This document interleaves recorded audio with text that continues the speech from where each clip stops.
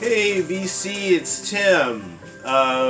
This video is my contest entry into the Happy Hippies 420 subs contest. So yeah, Rod, the first thing is to give a shout out to a local record store. So the first one I want to shout out is Mad City Music in Madison, and they got a really good selection of used albums, and they have a really nice dollar bin. I just got like a Lou Rawls album out of the dollar bin and a Cowsills, so yeah, and usually have pretty cheap prices. It's usually about $3 to $10 cheaper than Discogs, so yeah. That's a good place. And then the second one is Strictly Dis in Madison as well, and they have use the RCA as their logo. This is an older sticker, but yeah, this is a shop that started in the late 80s, and that's like one of the first logos they used, and it's just kind of funny they still have it on the side of their building. But this store is a little bit more expensive, but they have like a really wide selection. They have like a basement of used albums, and everything comes in a plastic sleeve, and it's always like clean and it's graded, and there's always I always find something that I want there, but I always end up spending more money there than I do at Mad City. But anyways, so the next question is my recent purchase, and this is something that I got online. This is Euphoria. This is a group from New York. It's what I'm playing right now. This isn't to be confused with the other psych group, Euphoria.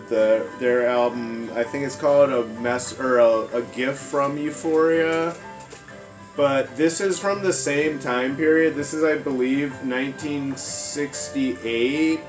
Could be earlier. I forgot to look it up before I shot this, which I should have, but I totally procrastinated. Yeah, I think that's one thing that Rod and I might have in common. I like the number 420 as well. So, anyways, yeah, shout out to that.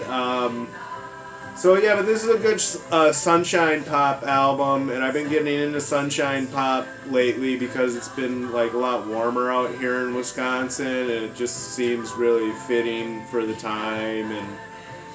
But yeah, this is a great example of that genre, just male and female vocals, and a lot of kind of jingles in the melody, and yeah. Very nice for a warm day, and it has this really cool gatefold. As you can see, there's that huge hole in the middle. So this was a pretty cheap purchase. This was like $9 before shipping. So, I mean, the disc is in great condition. It's on Heritage Records, which is distributed by MG&M. So, yeah, and here's the back, and so there's that, and then a book. So I'm not like a major reader. I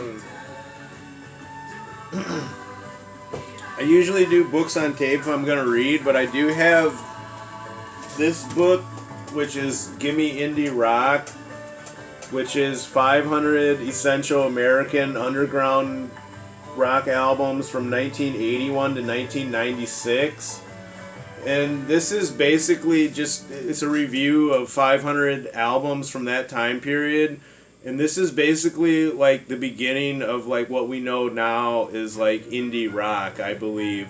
And there's just all kinds of bands in here. I mean, like, yeah, they mentioned like Soundgarden, but it goes in alphabetical order, and it's just shows a picture of the album in black and white, and yeah, there's the Flaming Lips from 1993.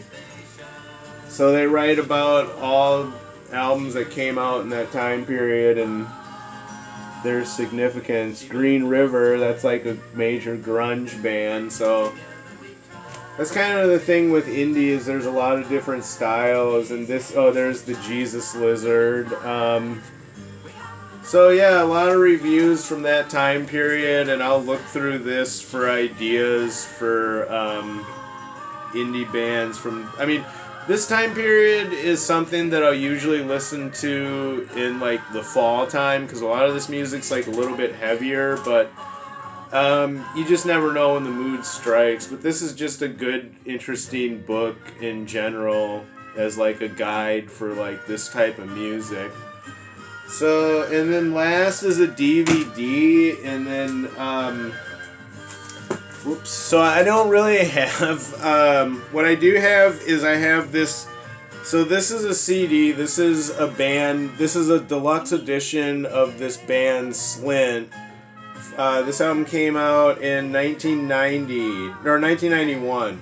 This is a 2014 reissue, but it comes with a DVD that shows it's a documentary of the making of this album, because this is like in the post rock, this is a post rock album, and like in the post rock community, this is like thought of as like around the time of the begin, not like the first post rock album, but this is like the beginning of post rock right here, because there's like a lot of like sparse arrangements, and some of the vocals are like spoken words, and then there's like dynamics where it'll be spoken word, and then they'll kind of be like start like kind of screaming.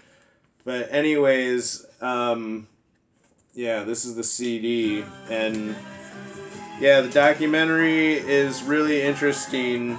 Oh, that's the CD. This is the documentary. Yeah, it just tells the story of how they made this album, which is still, it was produced by Steve Albini, and it's still like a high-selling album today, and that's something that he talks about in the documentary. So there's that, and then the next question to nominate someone, I nominate Eric Weinbender, because he comments on all my videos, so he gets my nomination, so put him in the hat. So anyways, Rod, yeah, thank you. Take care, and we'll see you guys later. Bye.